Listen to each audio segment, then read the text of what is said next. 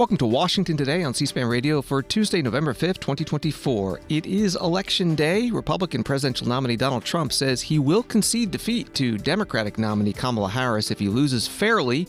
And he said, quote, "So far, I think it's been fair." Kamala Harris posting on X, generations of Americans led the fight for freedom, including the freedom to vote. Now the baton is in our hands. Don't miss your chance. Make a plan, grab a friend, and vote. Coming up, we hear from the presidential nominees and their vice presidential running mates, Democrat Tim Walz and Republican JD Vance. Plus updates from the top election officials in 3 battleground states, Georgia, Michigan, and Arizona. House Speaker Mike Johnson, Republican, and the minority leader Hakeem Jeffries, who would take that job if the Democrats win a majority of the seats, also talk about this election day. And Washington, D.C. Mayor Muriel Bowser, joined by Police Chief Pamela Smith, about the heightened election-related security measures in the nation's capital city. Also, the Machinists Union ends its 7-week strike against Boeing. Union President John Holden says the new contract ratified by his members is a victory. This election night, C-SPAN delivers something different, not just the presidential race, but the state races that will decide the balance of power in Congress. No political pundits, no spin, no commercials, just the candidates, the results, and you. Your phone calls, texts, social media posts. Our coverage begins at 7 p.m. Eastern and will go all night, 17 hours until noon Eastern on Wednesday. On C-SPAN Radio, television, cspan.org, and the free C-SPAN Now mobile app, we'll have the results, the victory and concession speeches from across the country, and your reaction. Former President Donald Trump, the Republican presidential nominee, voted today in Palm Beach, Florida, and then spoke to reporters. No, I feel very confident. I have felt. We went in with a very big lead today, and it looks like Republicans have shown up in force. So we'll see how it turns out. But it seems that they have really shown up in force. I just got a call from Dan Patrick in Texas. He said they've never seen anything like it. It's been very good. Looking back, is there anything you would do differently about your campaign? Anything you regret about how you ran this campaign? Look, regrets. You always have regrets. I can't think of any, to be honest, to use her expression. I can't think of any. I ran a great campaign. I think it was maybe the best of the 3. We did great in the first one. We did much better in the second one, but something happened. And this was the best. I would say this was the best campaign we ran. President Trump, do you accept the possibility that you and Vice President Harris both might not get to 270 electoral votes by the end of tonight? It should never happen. A thing like that should never happen. This election should be over. They spend all this money on machines. And frankly, if they'd use paper ballots, it would be over by 10 o'clock. And by the way, the paper ballots would cost 8%. It would be 8% of the cost.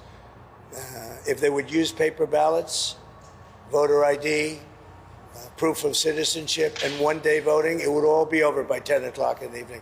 It's crazy. They use these very expensive computers, and I'm hearing in Pennsylvania they won't have an answer till 2 or 3 days from now. I think it's an absolute outrage if that's the case. Now, maybe it'll be later, but it's paper ballots in France. They went paper ballots because the mail-in was not working. It was corrupt. And in France, they went paper ballots. And at 10 o'clock in the evening, they had 37 million votes counted and done. They had a winner, they had a loser. And in this country, I'm just hearing that in certain states, it's going to be a long time. And it won't even be close. It won't even be that close. They say, I'm going to win the state, but it's going to take a long time to certify it. Could you see a world where you don't declare victory tonight? Yeah, I'm hearing the same things that you're hearing. I'm hearing states where I'm up by a lot, but they won't have a final number for a long time. What are your plans for tonight in terms of watching the results and so forth? So we're going to have a very special group of people, many of whom you know, and they'll be at Mar-a-Lago. In addition, we'll have 4,000 or 5,000 people at the convention center.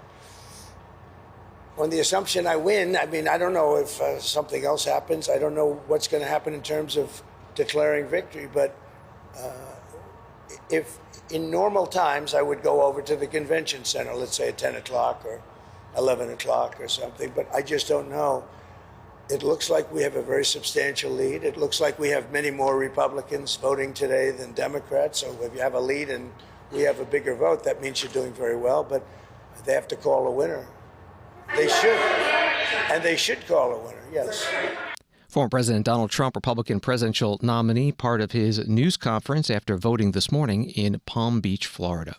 Story from News Nation. Former President Donald Trump avoided answering a press question about how he voted in regards to Florida's abortion amendment on Tuesday. Just stopped talking about that. Trump responded to a reporter after being asked twice about how he voted on the abortion rights amendment in Florida. Donald Trump later went to speak to campaign staff at the West Palm Beach office. Vice President Kamala Harris, Democratic presidential nominee, told reporters in Detroit on Monday that she submitted her mail-in ballot and sent it back to California. This morning, she called into several radio stations in battleground states, including WVEE Radio, billed as V103 in Atlanta, the Big Tigger Morning Show. So on the cusp of this historic moment, you could be the first female, second African-American, and first HBCU graduate to become president. Have you had the time to take that all in? And if so, what has that felt like? Honestly, I've just been so focused on the task in front of me. The reflection has only been about making sure that I'm responding to the needs of folks around the policies. So, we got to get it done. Today is voting day, and people need to get out and be active. The polls close at 7 p.m. And so we want to encourage everyone in Georgia to get out and vote. Go to iwillvote.com. And that's what my focus is right now today, I must admit, which is making sure everybody knows the power of their voice through their vote. Amen. There are those who maintain that this election will have historic implications no matter what the outcome. Why is this election possibly the most important? I think this is an inflection point in terms of this is a moment where we have two very different visions of the future of our nation. And mine is focused on progress. Mine is focused on investing in the ambitions and the aspirations and the dreams of the American people. My vision is about bringing down the cost of living, including a middle-class tax cut for 100 million Americans, including a $6,000 child tax credit for young parents to be able to pay for child care and all the needs of their children. My focus is on helping our small businesses with tax cuts. My opponent, he has a very different perspective on it all. He will walk into the Oval Office if he were elected with his enemies list. He's full of vengeance. He's full of grievance. It's all about himself. When I walk in on January 20th, I'll walk in with my to-do list on behalf of the American people. Vice President Kamala Harris, Democratic presidential nominee, phoning into WVEE Radio in Atlanta this morning. She also called into KDKA Radio in Pittsburgh, saying that before her election night watch party at her alma mater, Howard University in Washington, D.C., she will continue a tradition of having dinner with her family. She also made calls to radio stations in Philadelphia and Raleigh, North Carolina, another battleground state. Later in D.C., she stopped by a phone bank at the Democratic National Committee headquarters and got on the line with a voter. I am well. I just came by because we have all these incredible people from every background who are all here volunteering to make calls to reach out to our fellow Americans and to remind you of how important your vote is. I'm not. How you doing? Have you voted already? Give me a second. You did? Thank you.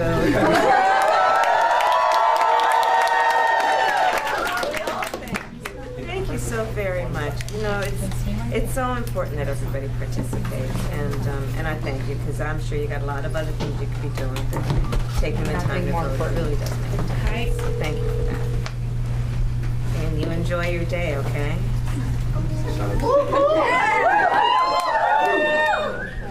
Madam President!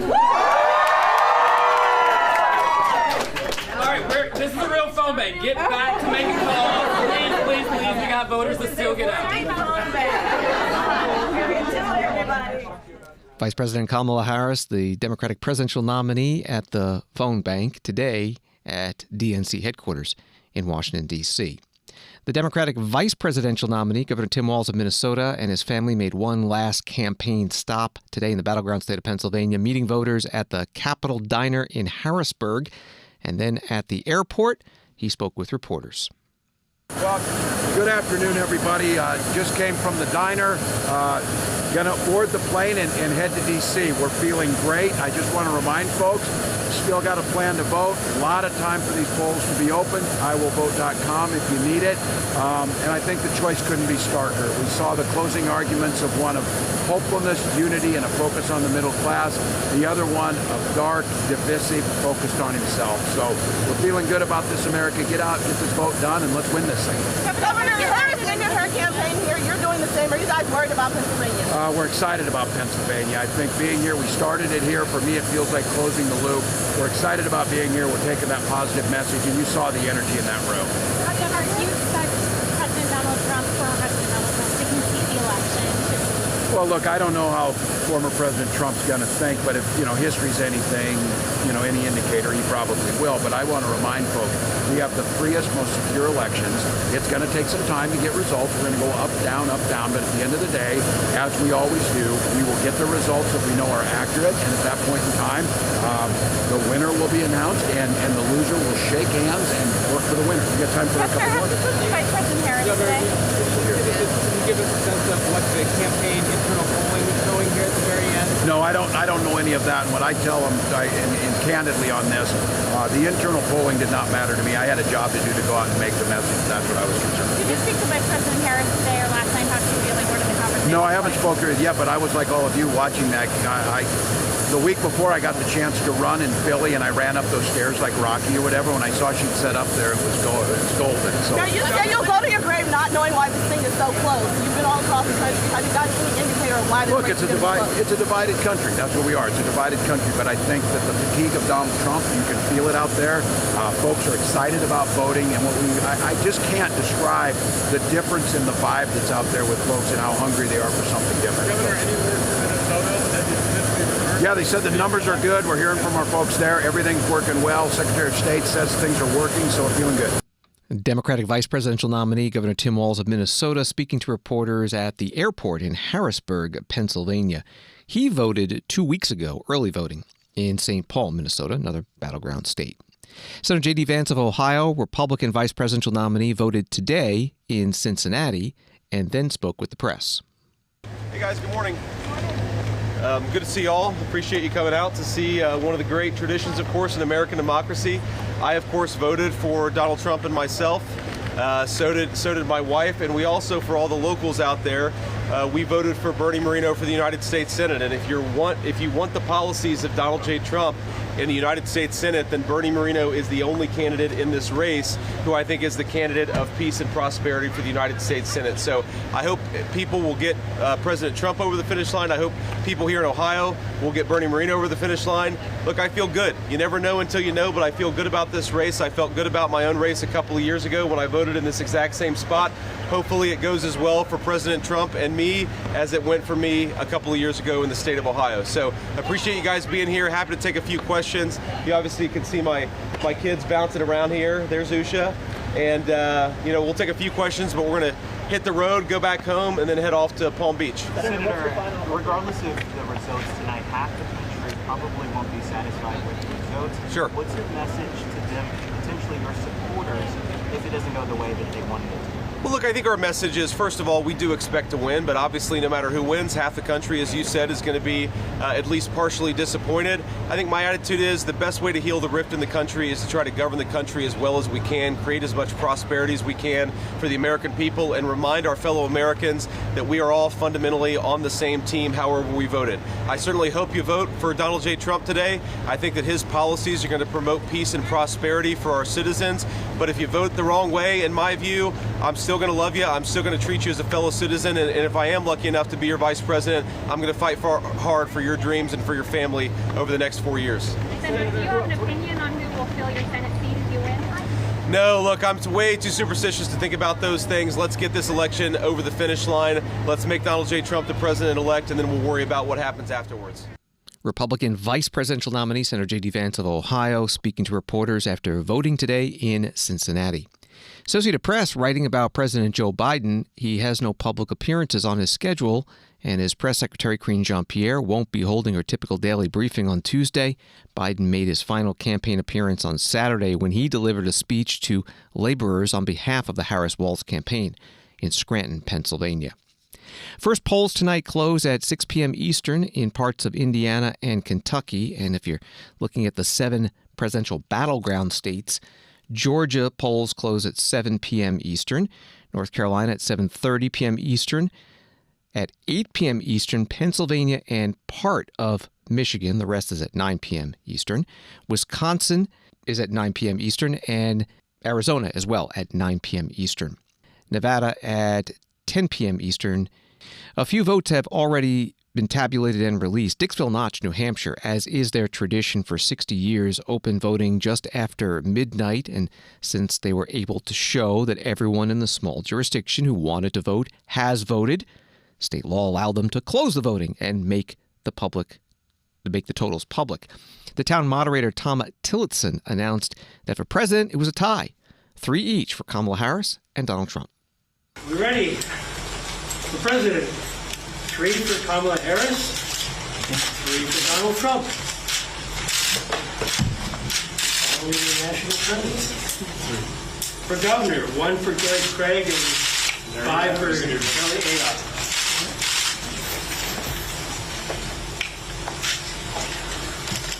For representative of Congress, 4 for Maggie Goodlander and 2 for Willie Tang Williams.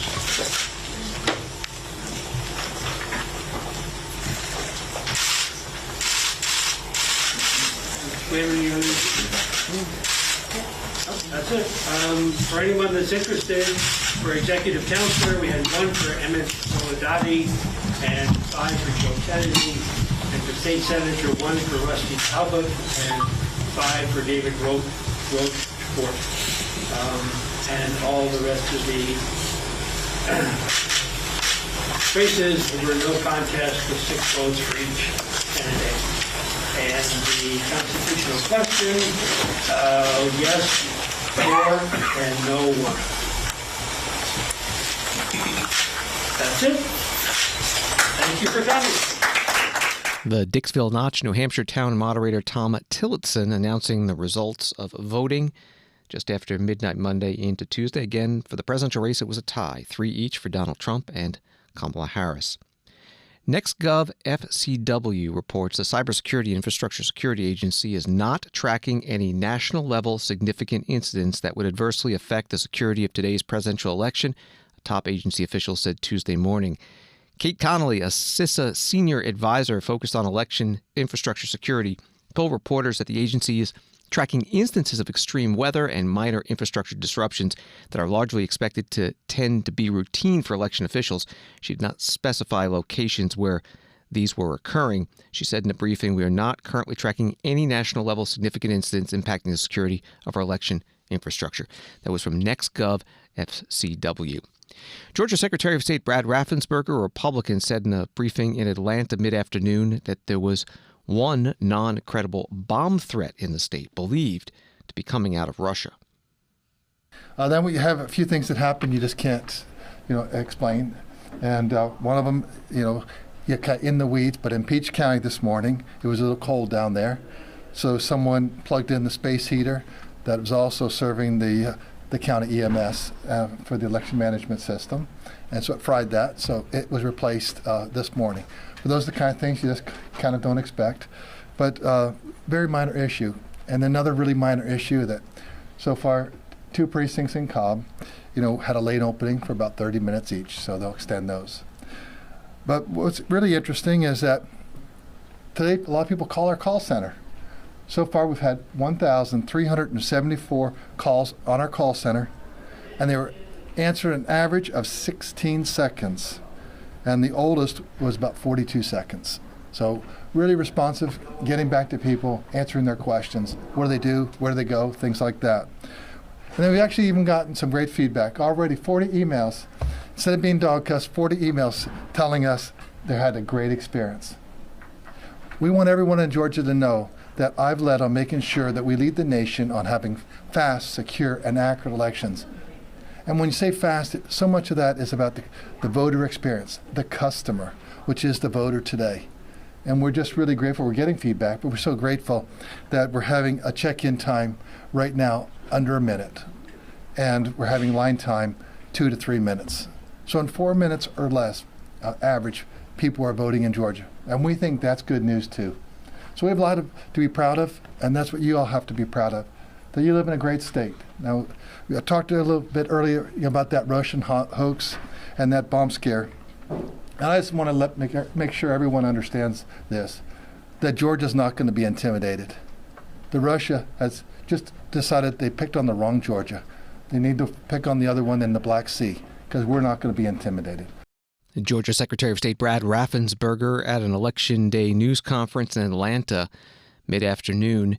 CNN adds the non-credible threats caused by the temporary closure of polling places in Union City, just outside of Atlanta, according to Fulton County Police. Union City's population is nearly 90% black, according to the U.S. Census Bureau. An FBI statement did not address the source of the threat. FBI is aware of several bomb threats that have been made around the state of Georgia. Election integrity and protecting our community is our highest priority, and the FBI is working closely with state and local law enforcement partners to respond to election threats and protect our communities as Americans exercise their right to vote, the agency said in a statement. That reporting from CNN. Michigan Secretary of State Jocelyn Benson, Democrat, spoke to reporters after she voted in Detroit this morning. That battleground state not only has the competitive race at the presidential level, but also a close U.S. Senate race. Democrat Alyssa Slotkin and Republican Mike Rogers, and 3 very competitive U.S. House seats. We're all anxious to get the results after the polls close. I know my 8-year-old son, before he went to bed last night, the last thing he turned to me and said, not Mom, I love you, but Mom, when are we going to know who won the election? So that just shows how even our young people who have yet to vote are still waiting with bated breath to find out who will win this election and the outcome of many election contests. So unofficial results will begin to be reported shortly after 9 p.m. Eastern tonight. That's because 3 counties are in Central Time, and so they will close at 8 o'clock Central. All other locations will close at 8 p.m. Eastern. At 9 p.m. Eastern is when you can join me at Ford Field, where we'll talk about the events of the day, answer more questions, and talk about the path ahead. When the polls close at 8 p.m., we will start to see printouts of results from tabulators. Those printouts and those early results will include those votes cast today, those votes cast at early voting centers, and in some cases, like in Oakland County and Detroit, ballots that were returned through the mail throughout the pre-processing period leading up to today. What we will still have to count today and after 8 p.m. will be among those thousands of ballots that are returned today. We'll know the exact numbers again later today, but that's what folks will be doing after 8 p.m. We have also published 3 videos that talk about what happens after the polls close. We encourage you to see those videos, play those videos, which walk through in a very granular way everything that our poll workers and election workers will be doing after the polls close. Finally, I'm really encouraged by the progress that a lot of jurisdictions have made leading up to today, including the work they've done to pre-process and feed the mail-in ballots that were received today or before today through our tabulators. And again, that includes the city of Detroit, which reported last night that they've been able to process 95% of the ballots that citizens have returned through the mail or at local drop boxes. That's an extraordinary number. It puts them on track, as they've said, to be done with all tabulations of ballots by midnight tonight. We'll keep tabs on things throughout the day, but given that that's our largest jurisdiction, that bodes very well for us to have those results in an efficient, secure, and accurate way as soon as possible. But I'll remind you, it will still take time for election workers to complete the necessary security checks for those ballots that are dropped off in those final hours of the day that count just as any other will, and ensure that every vote is accurately tabulated before reporting any unofficial results. So patience still is the name of the game for this day and as the night unfolds, because no matter who the voters choose, we will follow the law and we will ensure that the will of the people is protected. The final thing I really want to say for today, as the hours unfold and in the days ahead, that we all need to recognize, and we have evidence of the fact that foreign bad actors will try to distract voters from the sanctity and integrity and security of our elections. Don't fall for it. We know that they will use all sorts of misinformation and other tactics today and in the days ahead to create chaos, confusion, fear, division, and sow seeds of doubt about what is a very clear, transparent, and secure election process. So I encourage all Michiganders to seek out trusted sources for reliable information. You can visit michigan.gov/election facts, to get answers on a very granular level about a lot of questions you may have about everything we do to the process. Michigan Secretary of State Jocelyn Benson, a Democrat, this morning in Detroit outside the elementary school where she voted. Arizona Secretary of State Adrian Fontes, also a Democrat, briefed reporters in Phoenix about that battleground state on Election Day, saying at about 11 a.m. Eastern, as far as I know right now, everything in the state of Arizona is running as smoothly as it could be. He said as of 6:20 a.m. Eastern local time, all polling locations were open, but there was an issue where someone forgot to bring a key to open one location in Maricopa County and one location in Mojave County briefly lost power. Secretary of State Fontes also spoke about when he believes voting results from his state will be announced.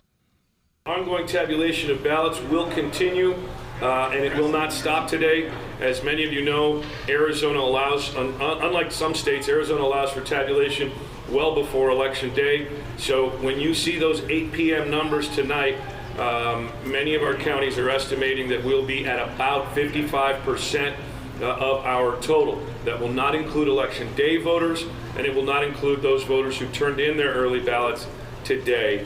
Or within the last day or so.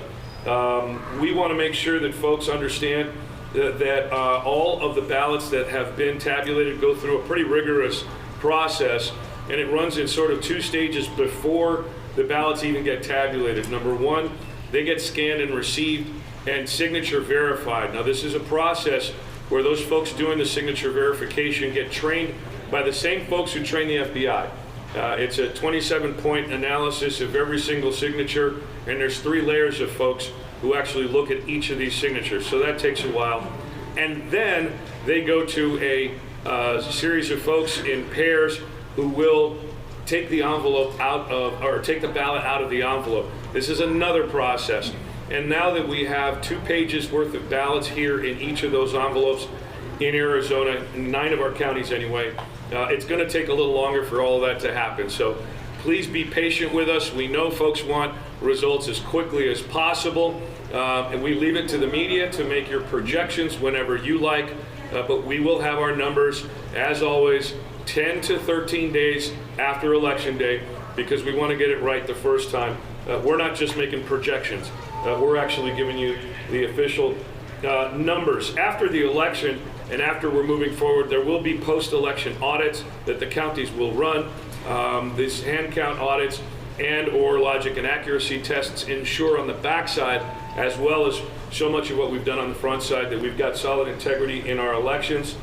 Now, Arizona did lower the threshold, excuse me, for recounts recently.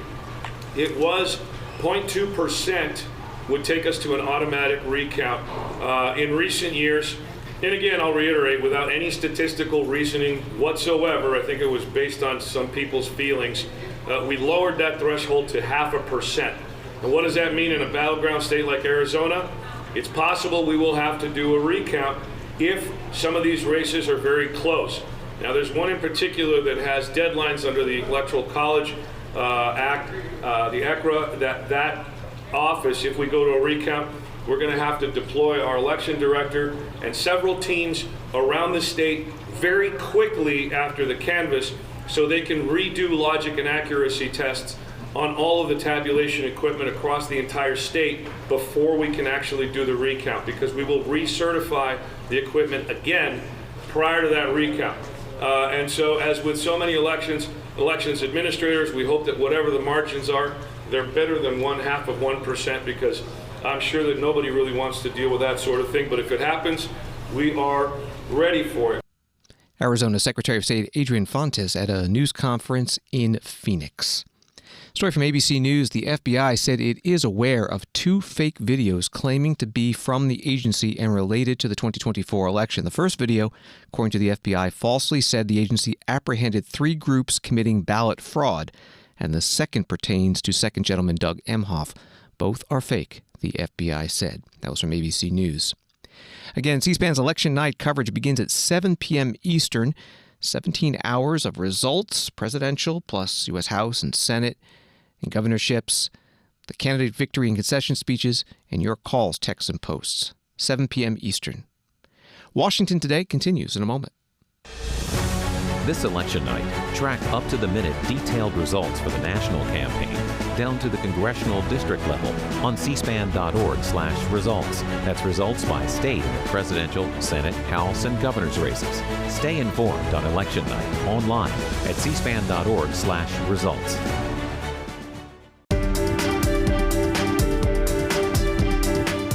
Welcome back to Washington Today, available as a podcast on the free C-SPAN Now mobile app and wherever you listen to podcasts. USA Today writes Republicans and Democrats are in a tight battle in 2024 for control of both chambers of the 119th Congress. All 435 House seats are up for election this year, and a handful of close matchups could make or break which party winds up with the majority. Republicans are vying to keep control of the lower chamber, while Democrats hope to flip enough seats to take over. There are about 24 toss-up House races where either party could come away with the win, regardless of incumbency, according to the Cook Political Report. Meanwhile, in the Senate, there are 34 seats up for grabs. About half a dozen of those are likely to be decided by tight margins. Democrats currently hold the majority with 51 seats in the upper chamber, which includes 4 independent senators who caucus with them. That was from USA Today. The House Speaker, Mike Johnson, Republican of Louisiana, was interviewed on Fox News Channel this morning from a restaurant in Emmaus, Pennsylvania, not far from Allentown. He's been campaigning for both Republican U.S. House candidates and, at the presidential level, former President Donald Trump. I want to talk to you about the Hispanic vote because, Yes. as you know, there was that unfortunate joke at the at Madison Square Garden.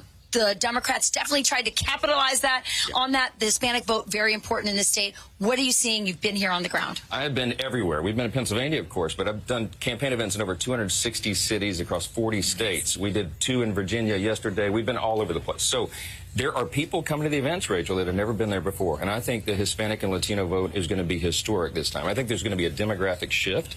I think they're coming our way because they see the Democratic Party has abandoned the values of the community. And they've opened the border wide, and that frustrates that community as much as anybody. I think this is going to be a big one. We're going to make history here. I was just going to ask you, what do you think is going to happen in this state of Pennsylvania? I think we can win Pennsylvania. Is Trump going to win Pennsylvania?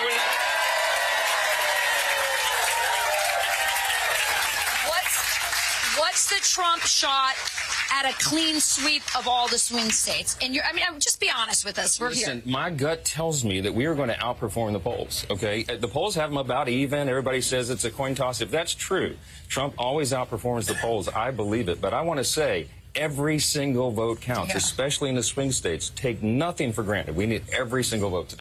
House Speaker Mike Johnson, Republican from Louisiana, interviewed by Fox News Channel from Pennsylvania in a restaurant with Donald Trump supporters. If Democrats get a majority of seats after today's election, the almost certain next House Speaker would be the current minority leader, Hakeem Jeffries of New York. He was interviewed on ABC's Good Morning America on Monday. It takes 4 seats for the Democrats to do it. Are you confident it's going to happen? Well, good morning, George. Good morning, America. We are working incredibly hard to run through the finish line to make sure that our views and our vision for the American people are clearly articulated. We will always put people over politics. We're going to fight hard, working with a President Kamala Harris to lower costs, to grow the middle class, to make sure we continue to bring back good-paying American jobs. And of course, we will always defend a woman's freedom to make her own reproductive health care decisions. We're on the right side of those issues, but we put it into the hands of the American people. Current Speaker Mike Johnson is also hitting the trailer hard. He's promising that Republicans are going to bring the federal government to heel if they take control of the Congress and the White House. What is the impact if the Republicans maintain control? The extreme MAGA Republicans have clearly and unequivocally articulated what they will do to America moving forward. The extreme MAGA Republicans will take a blowtorch to Social Security. They will take a blowtorch to Medicare. They will take a blowtorch to the Affordable Care Act. House Democrats will take a blowtorch to Project 2025, and we will put the American people first. We will build an economy that works for everyday Americans, that helps people who are struggling to live paycheck to paycheck, not just get by, but get ahead. Congressman Hakeem Jeffries, Democrat from New York, on ABC News' Good Morning America on Monday. He is the current minority leader. And if Democrats get a majority of seats after today's election in the U.S. House, he is almost certain to be the next speaker. Election day security measures in Washington, D.C. have been going up in the past few days. Riot fencing around the White House, U.S. Capitol Building, and Naval Observatory on Massachusetts Avenue in Northwest, where Vice President Kamala Harris lives. Secret Service said in a statement to WTOP Radio, these enhancements are not in response to any specific issue, but are part of a wide-ranging public safety preparation for Tuesday's election. Also, a number of private businesses in downtown Washington, D.C. have been boarding up their windows with plywood.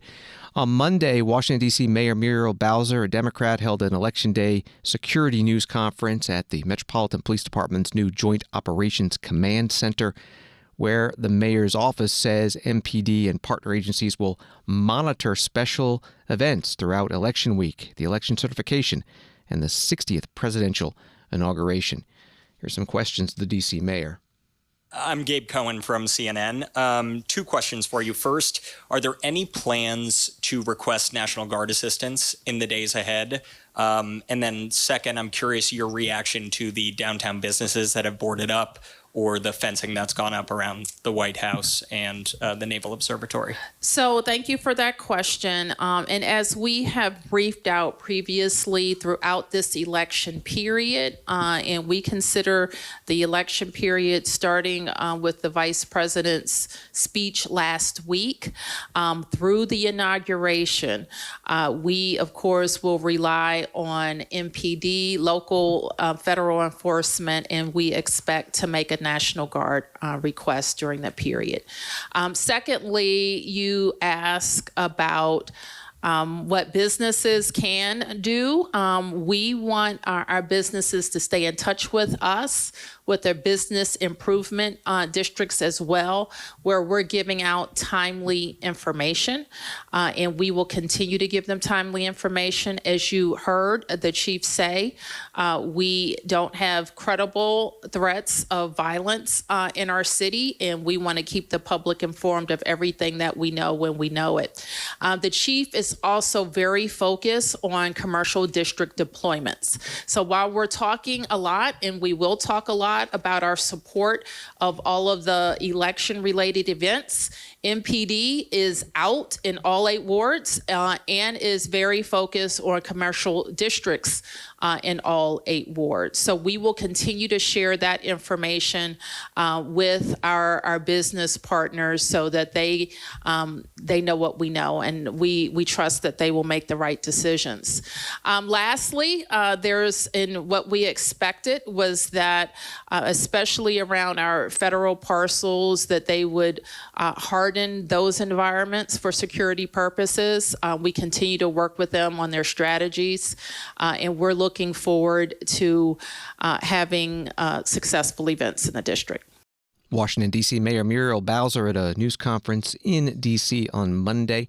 As she mentioned, also there, the Metropolitan Police Department Chief Pamela Smith, who said MPD is here to support you and to protect your right to peacefully assemble. Let me be clear, there will be no tolerance for violence in the city, no destruction or unlawful behavior. Chief Smith was also asked about Vice President Kamala Harris's watch party tonight at her alma mater in the city, Howard University. I have a question about Howard University and the crowd control. Will people be allowed to stream in, hang out around there? I mean, last time the vice president had an event at the Ellipse, there was massive crowds. Mm-hmm. Are we expecting the same here? Will people be allowed to linger on the outside, gather? Is there anything to do in terms of crowd control in that case? The same thing we've always done with crowd control and crowd management. As you know, there will be a ticketed event on the yard at campus, at Howard's campus. And there will be personnel assigned to manage that crowd. As I've stated before, whenever there are permitted events, whether it's on federal property, whether it's on private property, the Metropolitan Police Department owns the rest of the land. And so what we will do, just as we've done before with the 80,000, 20,000, 30,000, we will make sure that we already have a crowd management plan in place to ensure that everyone has a safe event. Washington, D.C. Police Chief Pamela Smith at a pre-election security news conference on Monday. Wall Street on this election day, the Dow up 427, NASDAQ up 259, S&P up 70. Reuters reporting from Seattle, ending the strike only stemmed the bleeding at Boeing. Now CEO Kelly Ortberg just 3 months into the job, is faced with repairing a divided, demoralized, and drifting American corporate icon. More than 33,000 factory workers in the U.S. Northwest will trudge back to work over the next week after they voted by a slim margin to accept Boeing's third contract offer, ending a 7-week strike that brought Ortberg's honeymoon at Boeing to a shuddering halt. The strike has exposed divides that run right through the company, not just between the board and machinists, but also rifts within the union membership and resentment between white-collar staff and factory workers, according to interviews with more than 20 people with knowledge of Boeing's operations, including current and former senior officials, suppliers, union leaders, and plant workers. That's the article from Reuters. John Holden, president of the International Association of Machinists and Aerospace Workers District 751, spoke Monday night in Seattle. So with over 26,000 members voting on the contract before us, this was a very emotional strike. It was hard bargaining on both sides. When you look back at the last 22 years prior to this, you saw a real effort on this company to, attack us on wages, on health care, on retirement, many other things, job security. And so this contract was different. We had massive leverage this time. And our members really stood strong. Our members took control. Our members, took ownership of this battle ahead. I'm so proud of this membership. This was a defining moment tonight. And we were able to change the past negotiations, and we were able to get wage increases of over 38%. We reduced the cost of health care and added other important insurance programs. We secured a commitment for the next airplane program. We got commitments on jobs for our facilities and maintenance to maintain the headcount, and we made many other improvements. Tonight, our membership voted to accept this contract by 59%.